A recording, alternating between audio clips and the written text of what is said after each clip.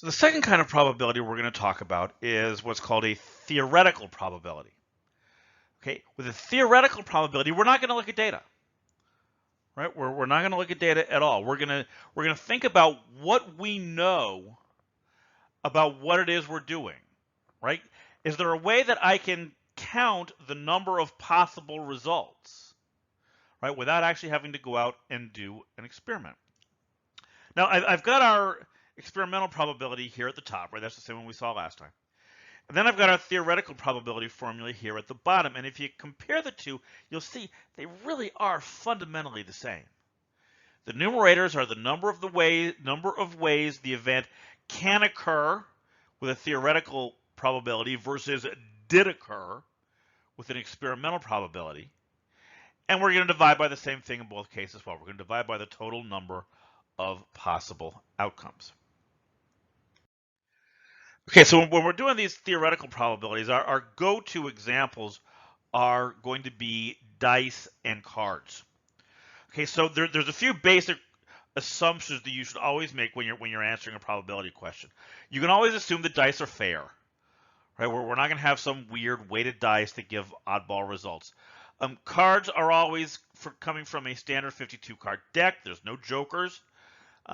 Face cards are the cards that literally have a face on them. They're a jack, a king, and a queen. Some people, for some reason, try to slip the ace in there. The ace is not going to be a face card.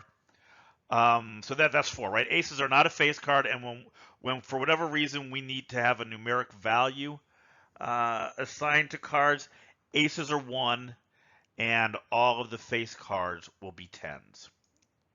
Okay, so with that said, let's talk about an example, right? What is the probability of rolling an even number on a single die? All right, so I've got my formula here, right? And what are we talking about? What is A? Right? What is my event? A is we get an even number. So this is the probability of rolling an even number. And how are we going to do this? Well, this is the numerator is the number of times A can occur. So this is the number of ways to get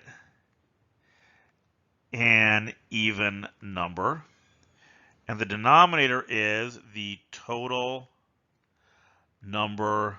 This is a little weird, but it's the total number of numbers, the total number of sides on the die. All right, so let's think about this now. How many ways can we get an even number? Well, how many even numbers are there on a dice? There's 2, 4, and 6. There's 3. Right? So there are 3 different ways we can get the desired result here. What are the total number of possible outcomes? Well, it's a die. It's got 6 sides. Right? There's 6 possible numbers I could get all together. So there's my answer. Right? There's my probability. We can reduce this, right? We can make this 1/2.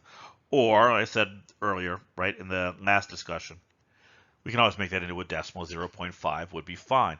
And again, I want you to think, right, because I talked in the last lecture about probabilities and percentages being kind of roughly interchangeable. Well, 0.5 is the same as 50%. Yeah, the even numbers are 50% of the sides on a single die. So yeah, this is hopefully it's making sense to you, right? This is consistent with what we already kind of know about working with percentages. Okay, so what is the probability of a family of 4 having exactly 4 boys? So a family with 4 children. Right? What is the probability of them having 4 boys? Well, this is a little trickier. Let's see. Let's do our probability.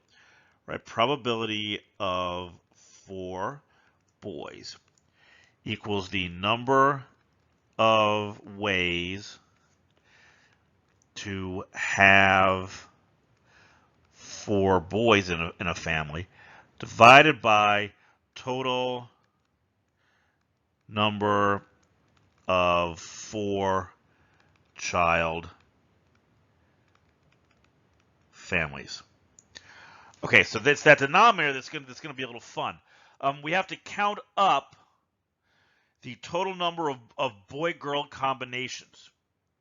All right, so let's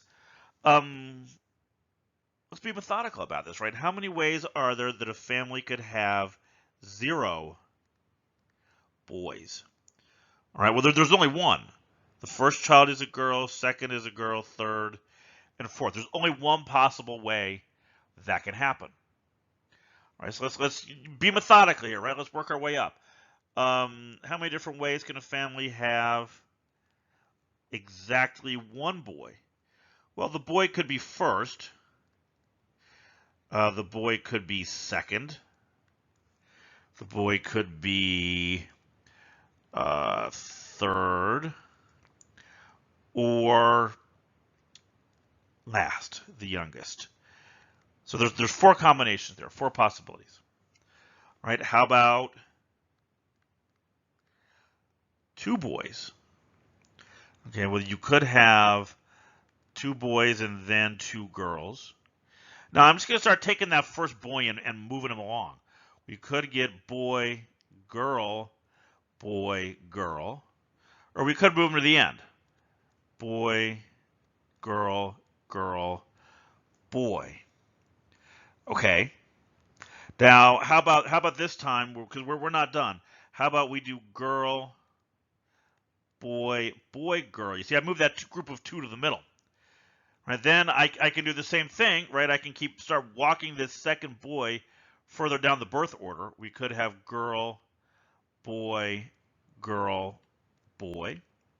And then the last possibility, the 2 girls are the oldest and the 2 boys are the youngest. Okay, we're almost there. 3 boys. Right, 4 is the max, right? So I know we only have 2 more categories left to go. Right, so 3 boys. 3 boys is the same as 1 girl.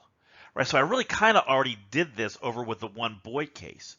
Right, I could start off with the girl, or she could be second, or third,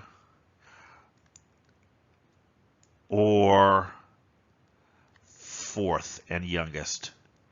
Then how many ways can we have 4 boys? Well, this is just the opposite of all girls, right? I could have all 4 boys. Whew. Okay, now I can get my total, right? It's 1 plus 4 plus 1, 2, 3, 4, 5, 6 plus 6 plus 4 plus 1. That adds up to 10, 15, 16. That's my denominator. There are 16 total possible families that we could potentially end up with here. Only one of them is all boys, right? So that's my numerator, right? 1/16 is my result. Now, I would accept this. I mean, I don't have a problem with people giving their answers as fractions, right? But you could also go to decimals and say 0.0625. Or, another way to look at it, of all the families with 4 children, about 6.25% of them have all 4 boys. All right, so why don't you try this one, right? What's the probability of a family of 3, again, 3 children, having exactly 1 girl? Try that one out, see what you come up with. Okay, so I'm looking for probability exactly 1 girl. And that is number of ways to have 1 girl divided by total 3-child families. Okay, well, let's write them out, right? We could have 3 girls, girl, girl, girl. We could have 1 girl. That would be girl, boy, boy, or just start moving her around. Boy, girl, boy, or boy, boy, girl. We could have 2 girls, in which case I'm going to do the same thing, but with the B. We could have a boy and 2 girls, or just kind of walk the boy down the ranks here. Or we could have all 3 boys. So if you count those up, that should come out to 8 right? So there's a total of 8 families. And how many of these have just one girl? Well, that is these 3. So there you go. There's my probability. 3 families out of every 8 have exactly one girl, or this is 0.375, 37.5% have exactly one girl. Okay, so those are our 2 basic probability formulas. Right now, there is one other way these things are sometimes written that comes up. We're not going to really focus on it much in statistics, but you may see it sometimes. Right, so this other method is called odds. Right, the odds of something happening. So that's what we're going to talk about briefly in the next lecture.